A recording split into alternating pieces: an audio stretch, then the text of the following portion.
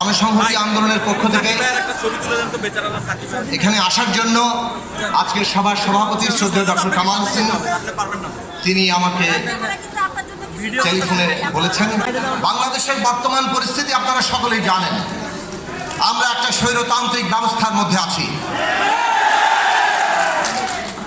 এই স্বৈরতান্ত্রিক ব্যবস্থা জনগণের গণতন্ত্রের সবচেয়ে প্রাথমিক সিঁড়ি ভোটের অধিকার, সেটা পর্যন্ত কেড়ে নিচ্ছে।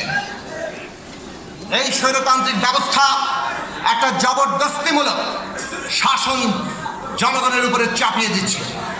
জনগণের জীবনের নানান দিক থেকে নাবিশ্বাস ওঠার বাস্তব কারণগুলো এখানে আছে, কিন্তু একই সাথে এটা আমাদের খেয়াল রাখা দরকার। আজকে যে স্বৈরতান্ত্রিক ব্যবস্থা বাংলাদেশে আছে, এটা একজন ব্যক্তির স্বৈরতন্ত্র নয়, এটা একটা ব্যবস্থাগত স্বৈরতন্ত্র। আমাদের দেশের প্রতিষ্ঠার পর থেকে সংবিধানের যে ক্ষমতা কাঠামো, যেটা একটা স্বৈরতান্ত্রিক ক্ষমতা কাঠামো, তাকে কাজে লাগিয়ে এই স্বৈরতন্ত্র আমাদের দেশে উপর্যুপরিভাবে পর্যায়ক্রমে কার্যকরী ছিল। এটা হলফ করে আমাদের এই স্বীকৃতি আজকের এই জাতির ক্রান্তি লগ্নে দিতে হবে যে এই স্বৈরতন্ত্র অতীতে যারা ক্ষমতায় ছিল তারা সকলেই ক্ষমতা ও স্বৈরতন্ত্রের ক্ষমতাকে ব্যবহার করেছে। জনগণ গণতন্ত্র পায়নি। আজকে এই স্বীকৃতিটা আমাদের দরকার।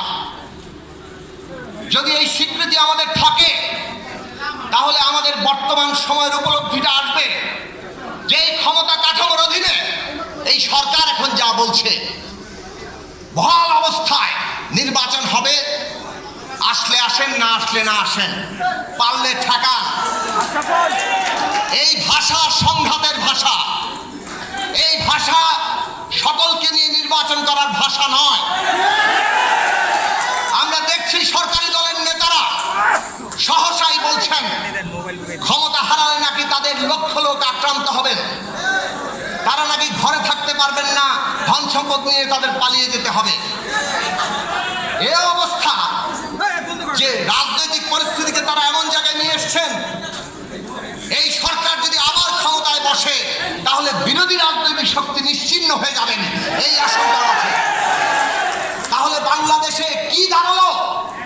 ৪৮ বছর পর মুক্তিযুদ্ধের পরে এই রাজনৈতিক ব্যবস্থা, সেটা সংকট আর সংঘাত ছাড়া আমাদের আর কিছুই দিতে পারছে না। এই ব্যবস্থা পুনরাবৃত্তিতে সংকটকে আর সংঘাতকে একটা পুনরাবৃত্তির মধ্যে ফেলেছে। এর আগেও আমরা সংকট দেখেছি।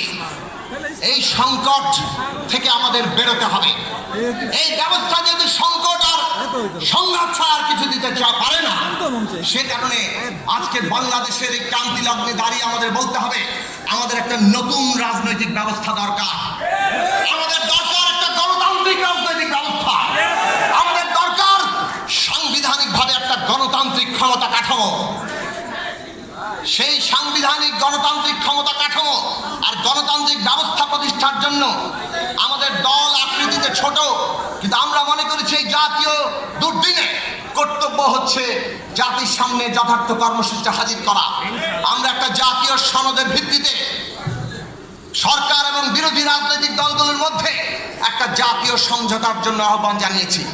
আমরা বলেছি সংবিধানের এই স্বৈরতান্ত্রিক ক্ষমতা কাঠামো বদলে গণতান্ত্রিক ক্ষমতা কাঠামো তৈরি করতে হবে। তার জন্য ৭০ অনুচ্ছেদ বাতিল করতে হবে। সকল সাংবিধানিক পদে সাংবিধানিক কমিশন গঠন করে নিয়োগ দিতে হবে। সংখ্যানুপাতিক নির্বাচন ব্যবস্থা তৈরি করতে হবে ইত্যাদি সহ সংবিধান সংস্কার করা দরকার। আর যেহেতু সংবিধান সংস্কারের মাধ্যমে আমাদের যে আকাঙ্ক্ষিত জায়গা, সেটা আমরা রাতারাতি পাবো না। আগামী নির্বাচন সহ আরো ৩টি জাতীয় নির্বাচন রাজনৈতিক দলগুলোর ঐক্যমত্যের রূপরেখার ভিত্তিতে সরকারের অধীনে হতে হবে। সরকারের অধীনে 3টি নির্বাচন হতে পারবে না। তাছাড়া আমাদের দেশের নির্বাচন কেন্দ্রিক সহিংসতা হয় আগে এবং পরে। আমরা বলেছি রাজনৈতিক দলগুলোর প্রতিনিধি এবং সমাজের জ্যেষ্ঠ সদস্যদের নিয়ে একটি উচ্চ ক্ষমতা সম্পন্ন জাতীয় কমিশন করতে হবে, যারা রাজনৈতিক নির্বাচন পরবর্তী সহিংসতা মোকাবেলা করবে। থানা, ইউনিয়ন পর্যায়ে জনগণের নিরাপত্তা ব্যবস্থা করবে। আর কতগুলো ন্যূনতম জাতীয় অঙ্গীকার থাকা দরকার। 1971 সালে মুক্তিযুদ্ধের যারা সরাসরি বিরোধিতা করেছে রাজনৈতিকভাবে এবং সামরিকভাবে, জামাত সহ সেই দলগুলোর বাংলাদেশে ওই নামে রাজনীতি করার অধিকার থাকতে পারে না। তাদের বাদ দিয়ে বাংলাদেশের ক্রিয়াশীল রাজনৈতিক দলগুলোকে এই নতুন জাতীয় সমঝোতা আসতে হবে যে আমরা এই দেশে আমাদের দেশের সকল জাতি ধর্মের মানুষের অধিকার রক্ষা করব। নারীর বিরুদ্ধে আমরা কোনো আইন করব না। দুর্নীতি লুণ্ঠনতন্ত্র যে কায়েম হয়েছে তার বিরুদ্ধে আমরা প্রাতিষ্ঠানিকভাবে লড়াই করার জন্য দুর্নীতি দমন কমিশনকে স্বাধীনভাবে কাজ করতে দিব। আমরা সাম্য, মানবিক মর্যাদা, সামাজিক ন্যায় বিচার, এই মুক্তিযুদ্ধের ঘোষণার নীতির ভিত্তিতে আমাদের অর্থনীতি, আমাদের রাজনীতি, আমাদের প্রাণ প্রকৃতির পরিবেশ, এই জায়গাগুলো রক্ষা করব। আমরা পার্থক্য হিসাবে নিব, বিভেদ হিসাবে নিয়ে আমরা দেশকে বিভক্ত করব না। এই নতুন জাতীয় অঙ্গীকারে যদি আজকে রাজনৈতিক দলগুলোর নতুন জাতীয় সমঝোতা আসতে পারে তাহলে বাংলাদেশ শান্তির পথে, শান্তিপূর্ণ সহাবস্থানের পথে হাঁটবে। যদি সরকার এই সমঝোতায় না আসে তার মানে হচ্ছে তারা সংঘাত এবং সংকটকে উস্কে দিচ্ছে এবং বাংলাদেশকে বিভক্তির দিকে ঠেলে দিচ্ছে। কাজেই আমরা সরকারের কাছে বলি, এখনো সময় আছে। জাতীয় সমঝোতার ভিত্তিতে বাংলাদেশকে একটি গণতান্ত্রিক উত্তরণের দিকে নিয়ে যান। আর যদি জবরদস্তি শাসনই করতে চান, বাংলাদেশের জনগণের সামনে আপনাদের বিরুদ্ধে আন্দোলন করা ছাড়া আর কোনো উপায় থাকবে না। আমরা পরিষ্কার করে বলতে চাই, আজকে বাংলাদেশ অনেকগুলো আন্তর্জাতিক চ্যালেঞ্জের মুখোমুখি। বঙ্গোপসাগরকে কেন্দ্র করে ভূ রাজনীতি, পরাশক্তির ভূ রাজনীতি চলছে, তার ঢেউ আমাদের দেশে আছে। আজকে পার্শ্ববর্তী রাজ্যগুলোর দিকে তাকিয়ে দেখুন, বাংলাদেশি মুসলমান চিহ্নিত করে তাদের বাংলাদেশে ফেরত পাঠানোর চাপ চলছে। বাংলাদেশের ভবিষ্যৎ নানানভাবে আক্রমণের মুখে। আমরা সে কারণে বলি, যদি জাতীয় ক্ষেত্রে বিভক্তি থাকে, বিভেদ থাকে, তাহলে আমরা এই জাতীয় সংকট মোকাবেলা করতে পারবো না। সে কারণে আজকে আন্দোলন দরকার। সরকার যদি বিভেদকে জারি রাখতে চায়, আন্দোলন করে আমরা গণতান্ত্রিক ব্যবস্থা প্রতিষ্ঠা করব। আমরা লড়াই করছি আমাদের সাধ্যমতো।